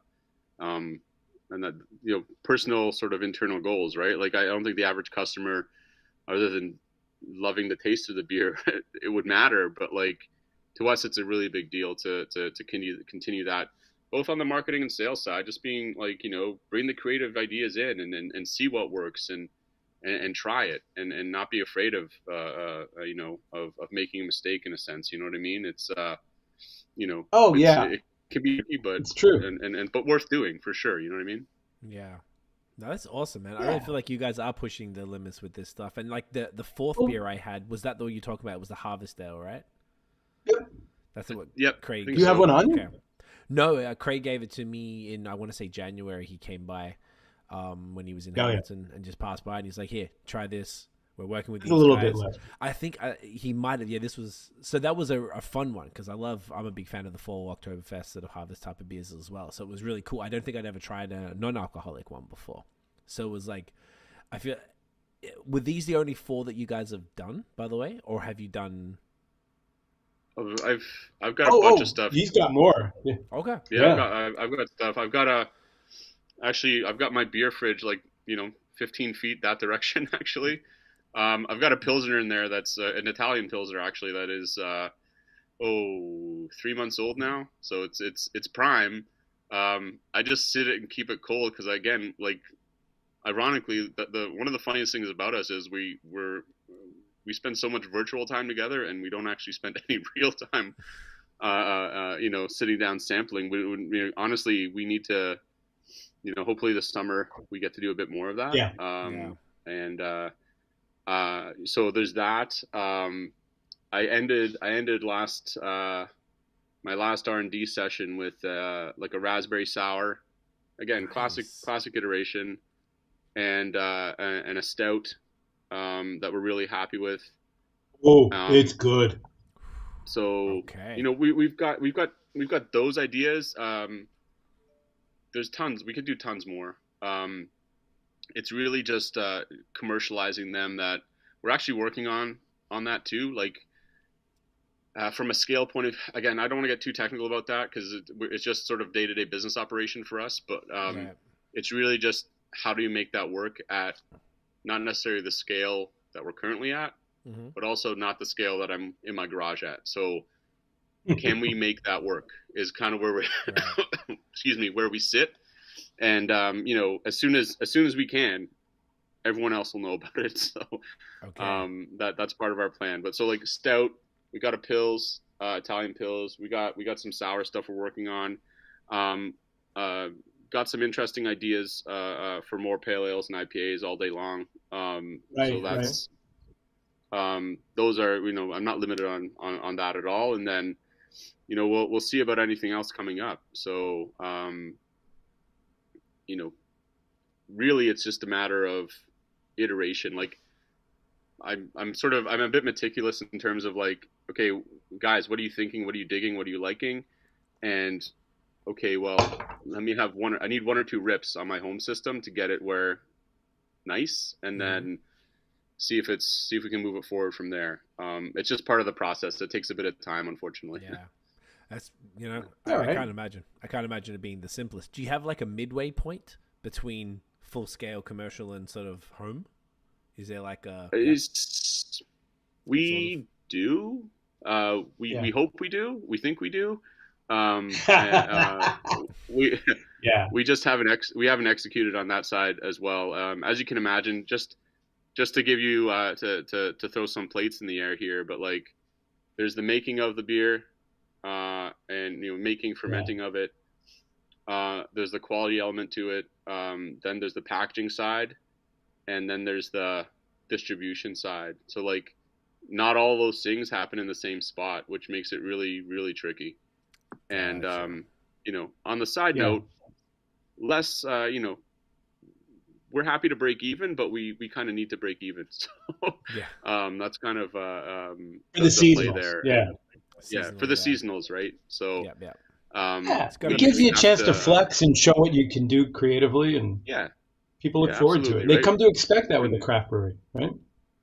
Well, that's part of the plan, right? Like we want to have some fun that way, and we think craft beer fans will gravitate and have some fun as well. At least that's our hope. I love it. Yeah. Do you guys have, I don't know why it just hit me now, because I guess I never thought about it with the non-alcoholic brewery, but do you guys ever have goals to have some sort of physical establishment at all, or is it make more sense to continue on the contract side? Because I don't know if it doesn't exist. We would love a little home. And, real estate's expensive, and equipment and all that. But we're certainly always looking. Right. Stuff comes up on the cheap, or, there's used equipment, we can put together something just to be able to control the R&D portion of it. And, it'll be a mix, like a hybrid of contract brewing and then making our own stuff. I've heard it can be.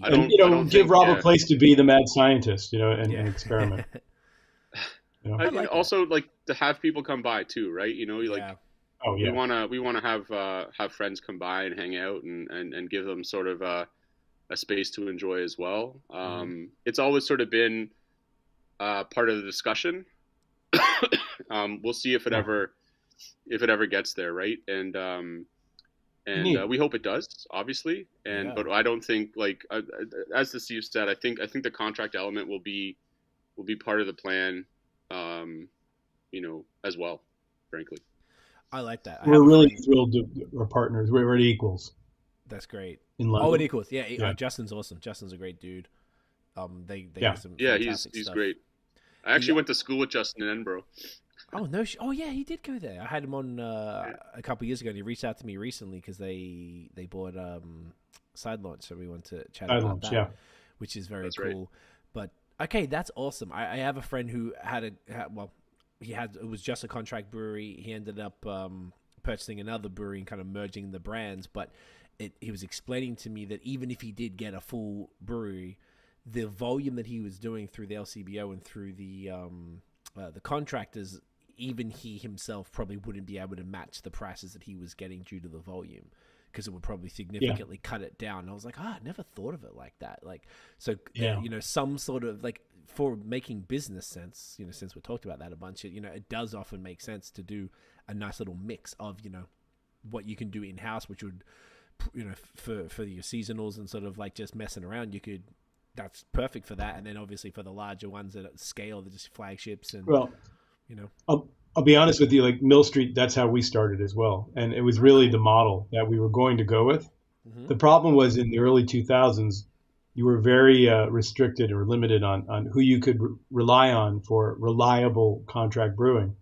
There weren't these places set up that was all they did, like Equals and Brunswick. And, Brick still is a big contract player as well. But we were too small back then, so we were making some beer at Cool. Mill Street was originally a Cool beer. Yeah, Cool used to do a lot of. Used to be in Brampton. Yeah. Okay. Yeah, and then they eventually moved, but it was sort of this hybrid of beer made down in the distillery district, and then some of the bigger brands there. But there were issues, right? Logistics, and also we were the little guys, so you're gonna make our beer this week. How about this week? And if they get in the busy season, they got to make their own beer. So it became very unreliable and inconsistent just on getting our stuff. So we had to take the plunge and get investors and expand and build our own brewery. That our beer, the first Mill Street, that equipment came out of Pyramid Brewery in Seattle. That was, Pyramid? I do not know. Yeah, it was one of the larger craft breweries in the West Coast. I think Pyramid, they may have gone bankrupt. I don't know what happened, but it was right across from Mariners Stadium, and all the fermenters and all that. That's where it came out of. So it was, when it showed up, I'm like, holy crap, this is a really big brewery. like the reality came crashing down. Like, we were in up to our eyeballs now in this. It was no longer like a little toy, setup. So go hard or go home type thing. It was crazy. Okay.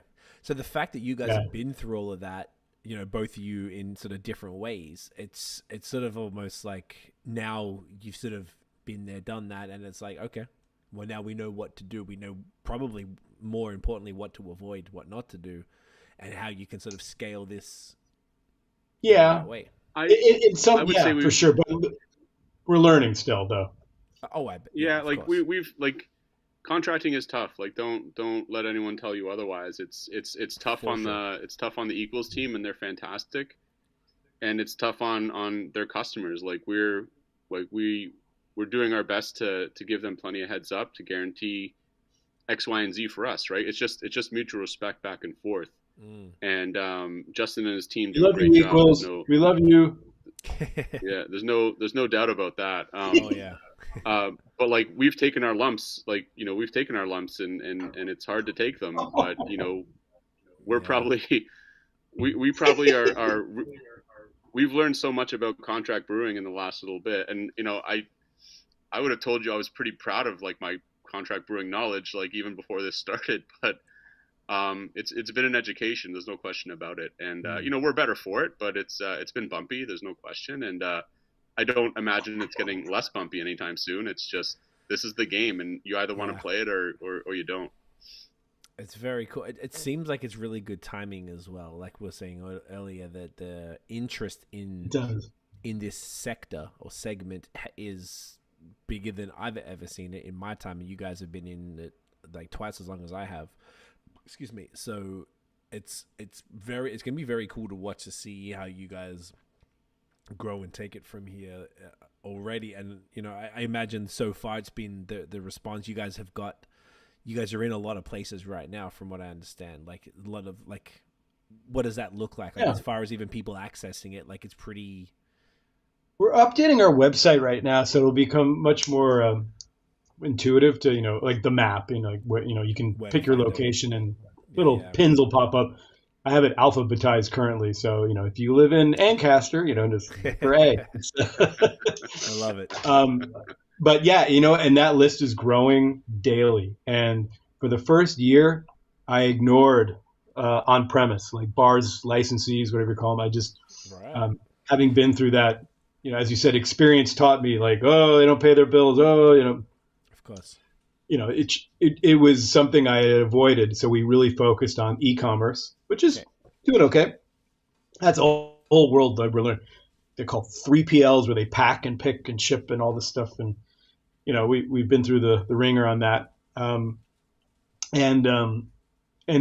Grocery and all these independent retailers. So it was really our focus. Like some of our first customers were the Big Carrot on Danforth, which is a famous one of the old school natural food stores, and butcher shops like Bespoke Butcher, and then Summerhill Market. So it tends to be people who are foodies. They love their food. They love to know what's in it. But we're also in a few Sobeys now, Longos. We're starting to get into more grocery section. Their biggest challenge is figuring out where to put us. Because if you're not in their system, we're still sort of approaching them independently. You might end up with the pop, or the energy drinks. And so people are looking for you in the wrong place. And there's going to be, I think, a level of education required for these retailers to figure out that they need to create more of a non-alcoholic beer section where people know to go to and go, I see it. I see Loblaws does a good job of it, but we're not in Loblaws. So Yet. Well, yeah, it's a big ticket. That is not a cheap undertaking by any stretch. But so we finally got into the bar scene, and we're finding every day we're getting unsolicited requests for our beer as word spreads, and I'm starting to call on accounts. So we just got into like Lee's Palace and the Horseshoe Tavern. Some of these places, really cool.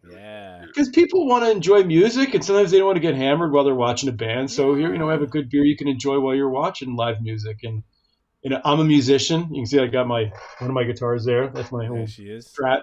I got a whole bunch on the wall here, but we do fun things with our marketing with music, and we try to incorporate that. Like you'll hear jingles on our Instagram.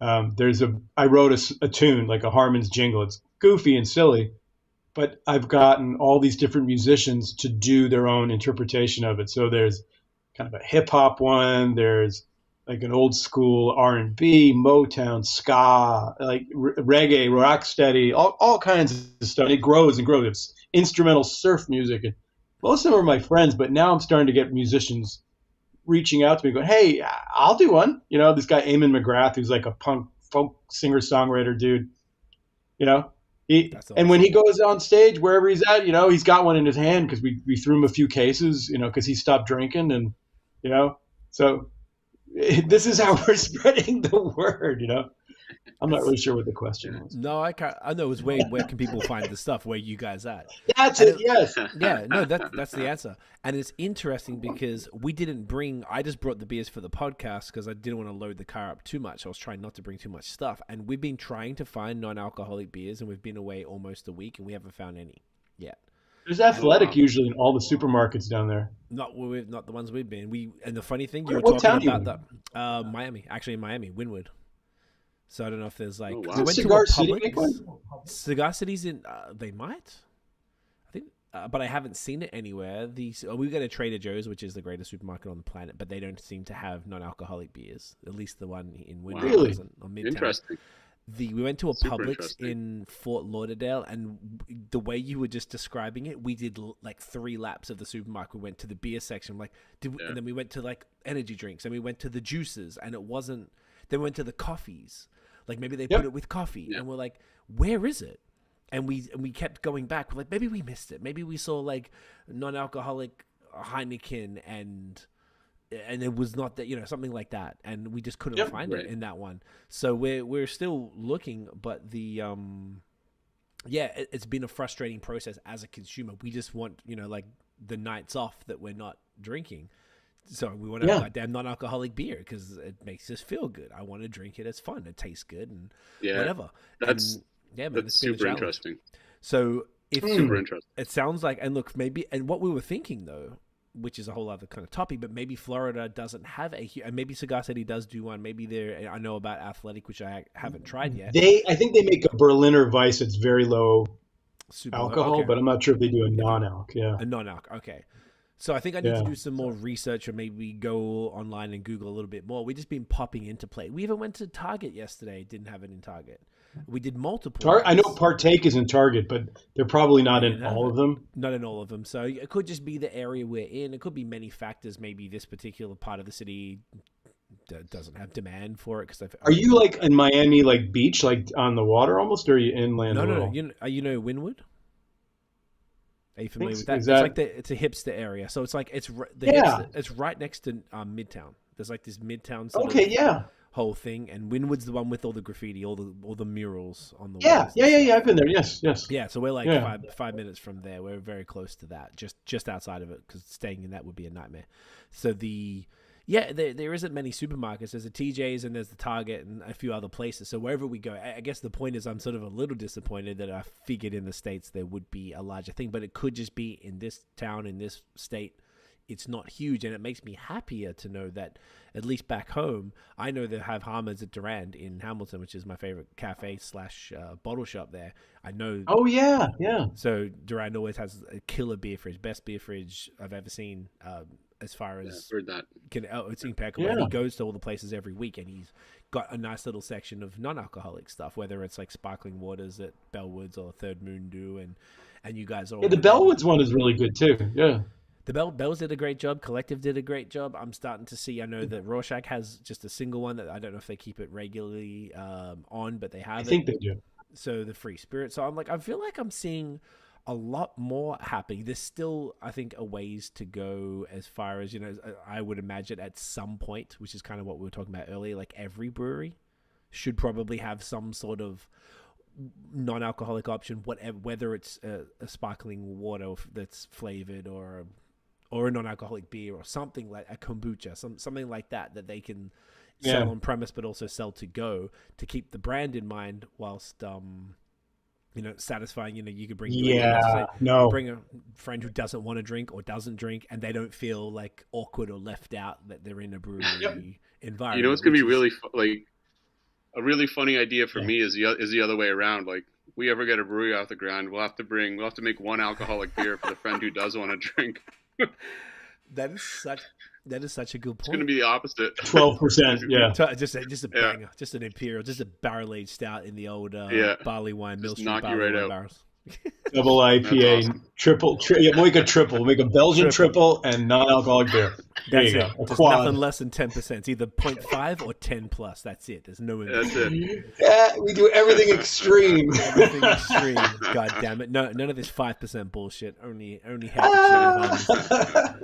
I love it, that's boys. awesome. I'm extremely impressed with everything. You guys obviously are cool as hell, but this is it's just cool. It's really cool to hear the story. I love your history in beer, and I really think that I think that's important that people know that, you go, hey man, you've been around the block, you know what's going on, you've created successful brands, both of you independently in different ways, and being able to, now wanting to come back in at a whole different, angle. And I just think that's phenomenal. And I've been, like I said, drinking these beers the last few months multiple times a week. I'm loving it. I just think the branding. I see on the Instagram. I thank you for the love there. I think you just did it just now, didn't you?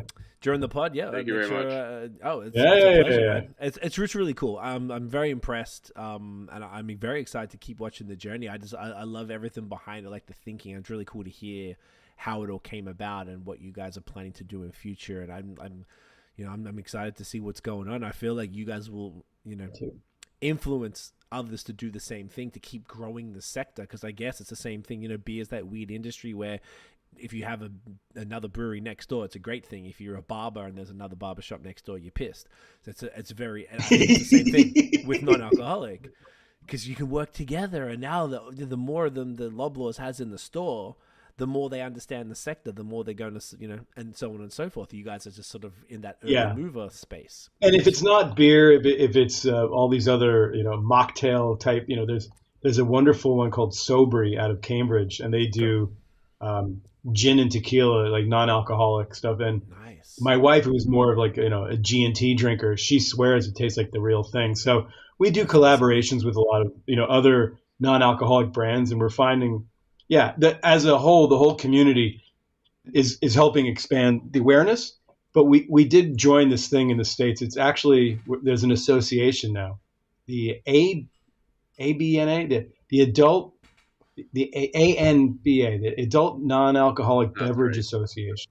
That's right. Right? Yeah, that's it. ANBA. It's not the American. It's the Adult Non-Alcoholic Beverage Association, and they do like real full-on lobbying now, because I don't want to get into it, but in the U.S. where you are, the rules change state to state about the definition of alcohol and shipping, and it's become quite an issue for you know, selling the stuff, because, you know, in some states you can't even call it beer, and these are leftover rules from Prohibition, even if it's non-alcoholic. I mean, it's just, these are rules that they never examined again once they made them, and it's making life very difficult for some of our American counterparts. So, you know, it's interesting. Canada's a little easier up here, but, you know, it's you know, it is a growing group, and there's a lot of interesting people with innovative ideas, and we're still just perfecting how to do it. So watch the next 2-3 years, it'll keep changing. It's gonna be fun.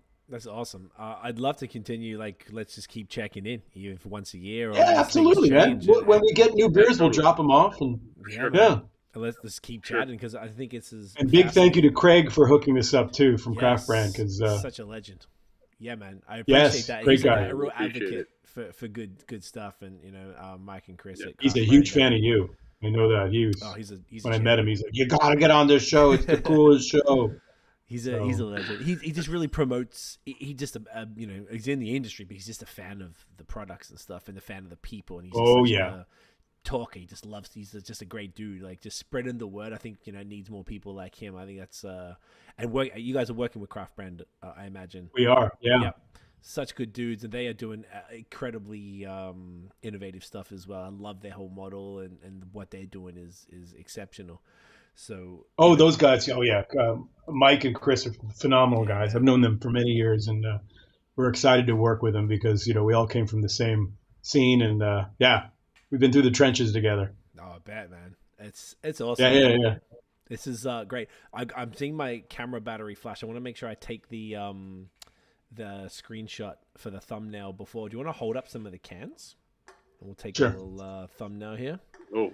How about one different color for each of us? That'd be cool. Okay. Oh, I like that. I got a greenie. Which one you got, Rob? I'll do yellow. Boom. I got the teal. Let me hold that forward a bit more. Here we go. All right, you ready? Oh, one second. Just. Oh, I can do it again. Hang on. Let's do it again. Sorry. Okay. I'm having issues. Okay, I'm good. I'm good. I'm not going to move. Wait. No, wait. What I'm doing here, gotta wait. That's what I gotta do. Gotta remove the out parts. Okay. Here we go.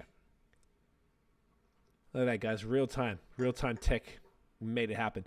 I got that. Can I stop now? Can I put it down? All right. You can put it down. Stick around after. I'm gonna wrap this up. Stick around afterwards, and we'll say goodbye there. But boys, thank you both so much for taking the time coming on the call. I know Mike couldn't make it, so big shouts to Mike. At least I got to speak to him the other day when we had a chat. So, you know, when we do it again next time, we'll make sure we have no storms, no internet outages. Yeah. We'll be in business. We said nice things about him, so there you go. Exactly. So we made up for it. Where can everybody find Harmon's online and anywhere else that you want to? Yes, harmonsbeer.com is our website, and if you go on Instagram, it's at Harmon's Craft Beer. Same for Facebook and TikTok, and I think Twitter sort of, but yeah, Instagram. Look for some fun content. I learned animation through COVID.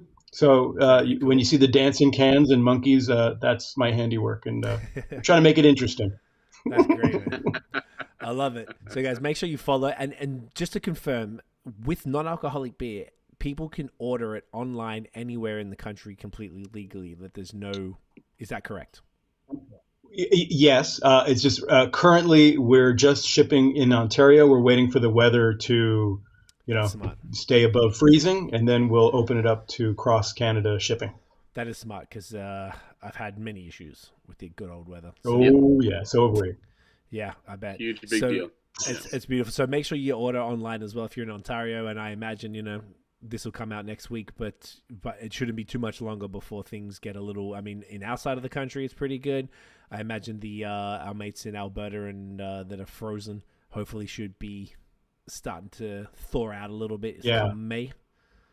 Hopefully. Yeah, harmonsbeer.com though. That's where you go. Harmonsbeer.com. Easier. .com, yes. .com, not .ca. Yes. .com. Make sure you do it. So stick around and we'll wrap this up and we'll do it. But boys, thanks again for hanging out. This was a lot of fun. Great conversation as expected. Guys, thank you for watching and listening. If you enjoyed the episode, smash the thumbs up, hit subscribe below, and hit the notification bell so you know when the new episodes drop. Follow us everywhere at BAOS Podcast. We drop pods every Wednesday at 8 p.m. for the evening for the video, and we put the audio out in the morning. So in case you're commuting to work, you want to listen to the new episode, I'm going to be as consistent as I can while we're here in Florida. We're here for a month, so shit might happen. We might not be able to get an episode out, but at least you can hear Uncle Steve and Uncle Rob talk about non-alcoholic craft beer. Go get some. Make sure you balance your lifestyle. Take some nights off. You could have 6 Harmons. You just be pissing a lot, but it's better than getting. And with that, we'll see you guys in the next episode. Cheers.